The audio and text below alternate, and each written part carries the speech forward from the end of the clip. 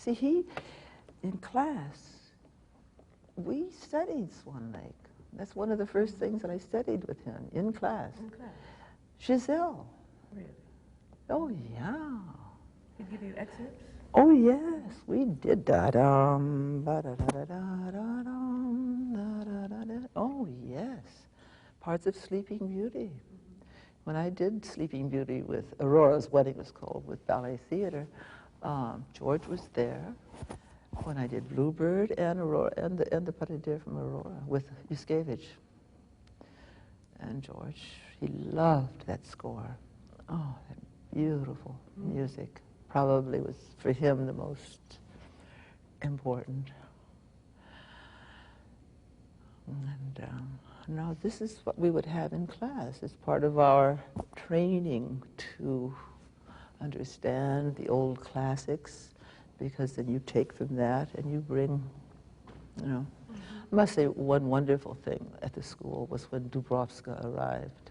And she was still young enough, and those feet, you know, and her long neck and elegance, you know. Not that Muriel Stewart wasn't like that, but it was even more so with Dubrovska. It was different. Whereas we had had Vladimирov and Vukov. But mainly George. George was, but he was very careful about who taught, who, you know, was molding these young people. And he knew everybody. Like years later, when he would send dancers from the school out to me for lyric opera, for Faust, etc., I'd say such and such. Oh, you mean the little dark girl within? I'd say, yeah. He knew exactly.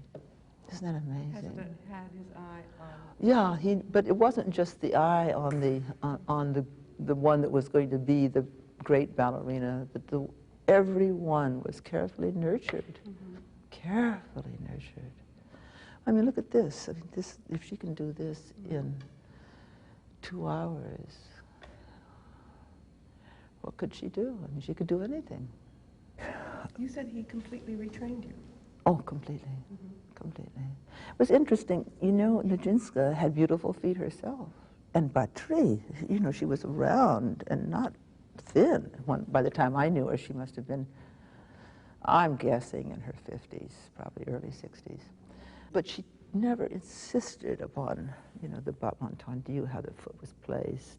She was more interested in balancing, which I can still remember, and jumping, turning. This particular arm at the end, when I said to do this, was Nijinsky completely. But George didn't, when I did this, I couldn't have gone into this, which he wanted us to do. But I couldn't, because I didn't have time. It's 1, 2, 3, 4, dum, bum, bum. So you don't have time to do 1, 2. I had learned this from Danilova when we did Raymond. The pattern of the variation. She went this way, and then that way, and of course all of these things. That was her great specialty. Yes. But he added this, and he added this. I don't remember her doing that. So just by adding a little tiny bit, well, in the finale, too, those jumps on the diagonal, that must have been new. That must have been for you. I'm not sure that was done even in our 3-act version. I don't know. Well, those steps are so you. I just can't imagine that that they, you know, that they were there to begin with. Well, I don't know. I don't know. I've never seen 3 acts in the old, you know, in the Russian companies. Yeah. I don't know if they use that finale at all. I mean, even if you do see some of the same steps, they don't occur in the same places. Yeah. Yeah. For example, the big passe relevé that comes, I think, in your coda. It comes someplace. No, that comes. You do that later too. Yes, yes. Dum da da da da da da da dum bum bum. She comes out later and does that. And herself. always starts very slow Very and builds slow. up. But Yum ba-dum bum bum ba-dum bum bum, and then it becomes yum, and then he comes on, and that's when they do the da da da da da da da. Yeah. Well, did Mr. Balanchine spend a lot of time teaching passe? Yes. I mean, But you know what is interesting? He taught passe, frankly, to the side of the leg, completely. I mean, I can't do it now, but for instance, here's my leg. His passe, when he taught it, came just on top of your calf muscle, here. Like, for instance, in Swan Lake, when he picks her up, you know, from the floor at the beginning of the pas de deux, down, and it pulls your body way up, rather than just down, bum, bum. It's down, bum, down, bum, ba-dum, ba-da-dum. So that passe, later, I remember after he was continually introducing new ways and new, more simplistic ways to make us understand what he wanted us to do. That our body, like when I said to Jenny about the strength of this, suddenly I realized her whole back is utilized. You know, and he could say that without saying, you're not using your back. He didn't have to say that, you see. Passe is here. Later that year, I went as guest artist with Ballet de Monte Carlo, and they had me giving company class, and I gave passes that George had here. And suddenly, you know what they were all doing? Resting their toe on their calf muscle. You know, they figured it out. I said, no, no, no, you can't do that. On your own, you're up here. Now, I assume this is coupe, we know, above the ankle bone. My toe is here. That's coupe position. In back, coupe position is sur le coup de pied, as I think, just above the ankle bone. Now, it goes further up here, but then goes into passe just above your calf muscle here. So when she is doing these passes, she's not thinking about going here. She's thinking about coming up here. And then it comes down. You see, ballet dancers, we are away from the floor, not on the floor. Even when we do plie, he would make us, right from the very beginning of class, we never sank down in plie. As our knees would bend, we would pull up. And we would see the beginning of the plie. You see the beginning. Now, as that goes down, I am pulling up. And down. Which is, you know, and then you get the next step in class, pas entendu. I used to say to my pupils, I could tell where your foot is by the way your body is. Pas entendu to the front, head is straight. Pas entendu goes to the side, head is a little higher, which means this is higher. Now it goes to the back, even higher, reaching for that foot back there, which is eventually, of course, arabesque. So I said, I don't want to look at your feet, but I should be able to tell. Now, it's not just head. It's not just head. It's your whole body. It seems that the palm is quite important in this variation. Well, you see, it's here, yeah. I'm not doing this anymore.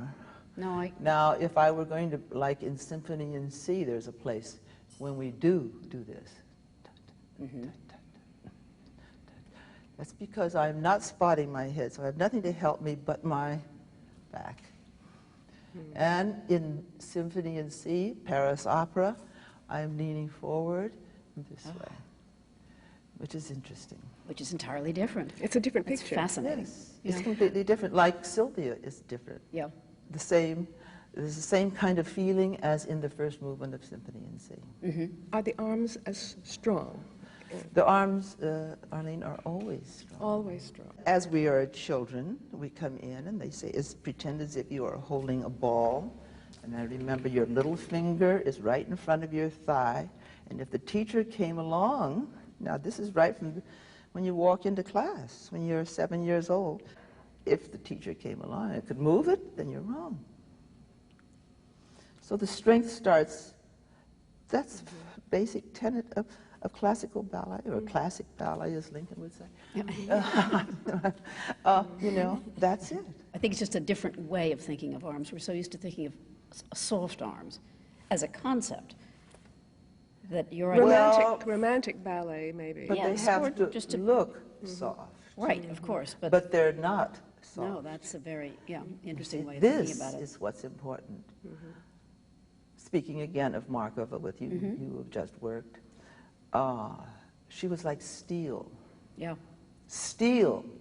There was nothing soft about her, but she gave the impression of being very fragile. For instance, if we were talking about Scotch Symphony, in which I played the sylph, then you are talking about arms like this.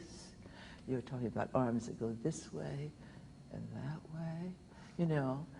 But there is nothing soft about my arms. I am giving the impression of softness, of very poetic. But all those muscles are being used. He often resented Sylphide, the way people do, you know, sort of, ooh, drippy. You know, they look at pictures, and then they think that's the way they're supposed to dance. You know, Spasitseva, for instance, here. Well, Pavlova, look, Pavlova. But Muriel Stewart, who was often mistaken for Pavlova, had never had anything like this. Yeah, she had lovely arms, actually. Lovely arms, lovely upper carriage. Ported bras. You know. In fact, when I was supposed to dance Dying Swan for a movie, George said, go to Muriel. She knows exactly how it's supposed to be done, because she often did it when Pavlova was not available. Yeah. Oh, she was still coaching it, too, right till the end. You spoke of leading with the fingers rather than with the wrist. Yeah. Is this another general principle? Absolutely. Look, I'm going to go like this, and my fingers go out, so that every moment, you see, it extends. Every moment, there's something beautiful. If the photographer would suddenly stop me here, I'm not doing this. Oh, now that's when they always take my picture when I say, don't do this.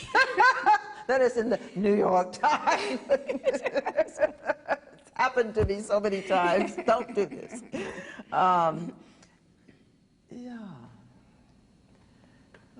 only learned this from George, nobody else. And every finger clear. Every finger. Yeah. It's like piece of sculpture. You know, statue. But how do you get those fingers? You learn them. You practice them.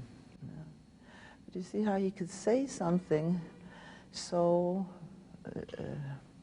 he didn't go into sort of minutia of, you know, this back something or other muscle goes, which is why I don't know him either. But all he had to do would be to say, the fingers go out. And you knew. So then, ever after that, you had to look in the mirror. Are my fingers going out? You know. So, and every finger is seen. For instance, from second position, my fingers go out. Now the wrists turn around, and you know what that's doing? It's taking up all the music. Whereas if you're here and you do this, there's not. Hasn't been taken up at all. Well, of course, as you know, first and foremost, he was a musician. So this was, which of course appealed to me tremendously. Yes, I'm sure.